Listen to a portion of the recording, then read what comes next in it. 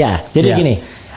Memang kalau kita sudah memberikan suara pada tanggal 14 Februari yang lalu ya, khusus untuk 2024 ini, suara kita itu masuk dalam surat suara, kertas suara, ya kan? Nah, kertas suara itu pada akhirnya setelah jam 1 TPS ditutup, itu kan mulai sore dihitung di surat tempat suara, TPS, surat suara, ya surat suara. Nah, perhitungan itu kemudian dimasukkan ke dalam lembar yang disebut C hasil. Nah, C hasil langsung ditulis di situ. Jadi plano misalnya, itu plano itu. Jadi misalnya paslon 01 berapa? Ini itu yang lembar presiden yang abu-abu. Nah, dari situ itu ada yang kemudian dilakukan oleh para KPPS, ketua pemungutan suara. Dia memotret dengan handphone Android, dengan handphone yang berkamera. Dia foto, kemudian dia upload ke dalam. Berapa lembar? 3 lembar kalau nggak salah ya. Kalau untuk C1 planonya cuma 1 lembar cukup. Oh, 1 lembar aja. Iya. Dia potret, kemudian dia upload ke alamat yang sudah disediakan. Ketika dia mendownload aplikasi Sirekap. Jadi mulai Januari yang lalu, aplikasi Sirekap itu sudah disediakan oleh KPU. Itu bisa didownload oleh para KPPS. Ya, nah, download berbasis Android berbasis Android. Android. Jadi bisa di-download itu berbasis web di Android, kemudian dia upload. Nah, itulah yang kemudian dipindai secara atau di-scan secara otomatis oleh server Sirekap yang ada di Jakarta. Yang itu menggunakan teknologi OCR namanya, Optical Character Recognizer, yang atau katanya OMR. udah ratusan tahun itu. Ya, OMR yang saya bilang itu teknologinya udah temukan tahun 1914 oleh orang Jerman ya, fisikawan Jerman. Nah, dan itu sudah berpuluh-puluh tahun kita pakai di dunia pendidikan. Jarang sekali atau minor terjadi kesalahan. Errornya jarang ya. Nah, yang terjadi kemarin itu yang ramai banget itu adalah apa? Ketika kemudian angka 1 yang dari foto itu dipindai, kadang-kadang 1 berubah. Kalau yang benar itu ya 1 paling berubah jadi 7. Kalau ada kesalahan 4 tuh jadi 9. Yang menarik yang kemarin itu banyak sekali Mas Revi. Yang kemudian yang tadinya angkanya 14, kemudian menjadi 714. Ya, tambah. Tambahnya nggak tanggung-tanggung, bukan hanya puluhan, tapi ratusan. Dan ini kan sebenarnya nggak masuk akal. Saya langsung bilang itu nggak masuk akal karena harusnya so simple. Dibuat program untuk pengamanan di tiap TPS. Satu TPS itu kan maksimal 250 atau 300. Udah 300 di-cut di situ. Automatic cutter. Jadi kalau ada yang mau angka tinggi, dia otomatis kasih merah, warna merah di sono, jadi otomatis tut. Nah, sayangnya ini kan belakangan kita katakan bahwa fungsi itu memang malah dihilangkan. Tadinya ada buktinya. Fungsi itu ada skrip yang kemudian dihilangkan. Nah, sehingga ini kemudian jadi rame kemarin itu ketika ada seorang paslon, sepasang paslon yang kemudian angkanya bisa tinggi banget kalau di situ. Dan kemudian yang lain ya angkanya segitu-gitu aja. Gitu loh. Nah, ini kan aneh, apalagi ketika pada hari H kalau itu misalnya teman-teman yang punya lembaga survei, ya wajar lah Mas kenal dengan mereka. Mereka punya 2000 surveyor yang ada di lapangan, lapangan, ngirim bersama-sama dengan perangkat yang nyaris relatif sama, langsung masuk di tabulasi mereka, kemudian masuk di server mereka, keluar angkanya langsung keluar misalnya 24%, 58%, 17%. Itu masih make sense. Apakah perkara sampelnya itu dipilih atau enggak itu lain soal.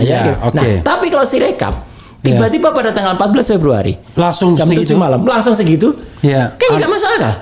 Nggak, maksud saya gini, kalau itu mungkin saja harusnya 02 bisa lebih gede kalau misalnya dia ambil dari Papua duluan, misalnya masuk dari Papua gitu. Tapi kalau masuknya misalnya dari Aceh, harus 01 duluan yang lebih gede. Harus kalau misalnya Sumatera Barat, 01 duluan. Kalau misalnya 03, ya mungkin Jawa Timur duluan yang lebih gede. Ini kan enggak. Tiba-tiba angkanya tuh sudah kayak kekunci di dan 24. itu konsisten sampai terakhir sekarang. Betul, ini. saya cermati day by day itu nggak pernah ada kemudian fluktuasi yang ini pernah naik pernah turun enggak. Padahal logisnya dalam tabulasi begitu itu kayak kita lihat permainan olahraga lah gitu ya. Kadang-kadang kalau permainan olahraga itu kan tuan rumah sengaja menempatkan cabur-cabur yang menguntungkan untuk tuan rumah itu di awal, sehingga dia kayaknya udah menang duluan gitu. Meskipun nanti belakangan jadi dia terkoreksi ke bawah. Tapi kan ini enggak. Jadi udah segitu terus. Nah, itu yang pertama. Jadi artinya kesalahan itu muncul ketika pembacaan yang ngaco itu. Yang ajaknya itu berapa persen biasanya kalau sudah ajak gitu? 70% ya? Enggak, dia sudah di atas 65%, 7%. Istilah statistiknya kan volatilitasnya sudah tidak berkembang lagi. Di atas 65%. Di atas 65%. Seperti kita ngobrol sekarang, tanggal 4 ini itu sudah ajak itu mungkin kalau mungkin saja ada naik turun tapi tidak banyak. Ya. Artinya kehebohan pertama itu terjadi ketika ada angka-angka yang menggelembung dengan sangat besar. Tidak masuk akal melebihi jumlah dari TPS-nya. Yang kedua kemudian ketika saya melihat itu ada sesuatu yang wah ini kok kayaknya tidak masuk akal gitu ya gitu. Saya masuk ke dalamnya, saya lihat tuh sistem Sirekap tuh. Ini sebenarnya datanya ada di mana sih gitu. Nah, itulah saya kaget ketika kemudian ternyata dia didaftarkan pada cloud yang itu merupakan bagian dari Alien Computer. Alien Computing merupakan anak buahnya dari Alibaba punya Jack Ma. Singapura. Iya, punya Jack Ma di Singapura. Teman lain ada yang mengatakan itu servernya ada di Prancis, ada di China. Ya, saya terus terang kalau saya sendiri yang saya teliti hanya yang di Singapura ya. Mungkin teman-teman lain ada yang punya pendapat itu terserah. Ya, ada yang bilang Prancis, China dan Singapura ya. Saya bertanggung jawab kalau statement yang soal Singapura ya, karena saya sudah temukan buktinya semua detail banget. Nah, itu sudah merupakan pelanggaran, Mas. Terhadap Undang-Undang Perlindungan Data Pribadi kita. Ya. Walaupun belum berlaku itu. Iya, itu masih debatable orang mengatakan. Tapi directionnya kan jelas. Iya, directionnya jelas dan jadi gini Mas Fajar, yang sudah masih di luar negeri cepat kembalikan ke dalam negeri agar tidak melanggar undang-undang itu. Tapi kalau yang tidak di luar negeri jadikan ke luar negeri itu aneh. Aneh. Apalagi bukan hanya Sirekap, Mas. Yang diletakkan di server di Alibaba itu juga termasuk Sipol dan Silon. Sipol dan Silon itu berarti data NIK penduduk kita. Semuanya taruh di sana. Dan di Alibaba itu kalau Sipol itu sistem pendaftaran partai politik Kalau Silon itu calon ya kan. Berarti kan calon ada calon itu kan NIK-nya lari semua keluar. Artinya apa?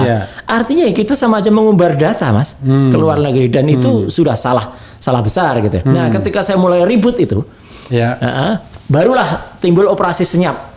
Saya memindahkan cloud itu dari Singapura dikembalikan ke Indonesia. Dan sekarang sudah posisinya di Indonesia. Ada yang bilang katanya enggak, masih ada sebagian masih ada di Singapura.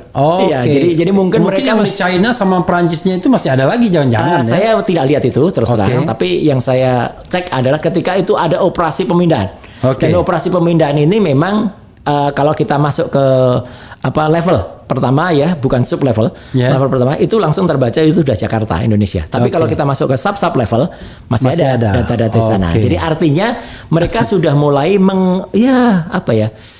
ada orang mengatakan itu upaya untuk menghilangkan barang bukti atau itu mengelabui supaya dia menyamakan dengan aturan yang ada. Tapi yang jelas pemindahan itu terjadi. Nah, saya makin curious kan dengan ini ada apa di kok kayak gini nih. Saya bongkar lagi, ternyata saya cek ketika teman-teman mendownload itu pada awal Januari sampai dengan 14 Februari itu ternyata perbedaan version atau rilis dari software Sirekap itu beda-beda. Maksudnya gini, KPPS misalnya dia download pada Januari. Ya, itu nanti dia program yang dia masukkan, kemudian ketika dia masukkan angka-angka itu masuk akan dalam satu perhitungan tertentu.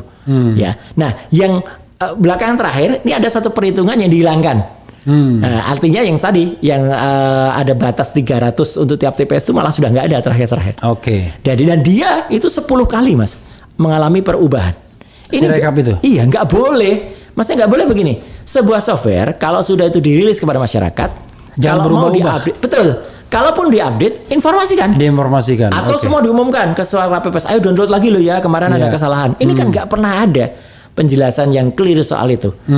Bahkan dia mengatakan, kami ketika saya teriak soal audit forensik. Nah, dia bilang kami sudah di audit forensik kok. Oke, mana yang di audit forensiknya tuh software yang versi berapa? Nggak bisa satu audit forensik terus nyangkup keseluruhan dari awal sampai akhir, nggak boleh. Berarti yang lain tidak teraudit. Kalau ada yang satu diaudit, mungkin itu yang paling sempurna. Tapi yang kemudian running itu belum tentu yang sudah diaudit. Jadi audit itu dari A sampai Z ya? Iya. Harus komprehensif. Harus komprehensif dan harus semua masuk, semua kelihatan kalau itu tidak benar, itu ada koreksi kepada KPU dan KPU ibaratnya kita beli kendaraan itu kan boleh ada misalnya koreksi. Ini yang versi sekian motornya spion kanan ada masalah, terus dia di recall, ya kan? Ini software ini nggak pernah di recall running terus, sehingga akibatnya apa? Akibatnya ya timbullah perbedaan-perbedaan ketika orang melakukan. Jadi kadang-kadang ada yang mengatakan kalau ketika sudah di scan, hasil kamera itu sudah di scan, itu yang membengkak adalah paslon tertentu, nomor 2 katakanlah.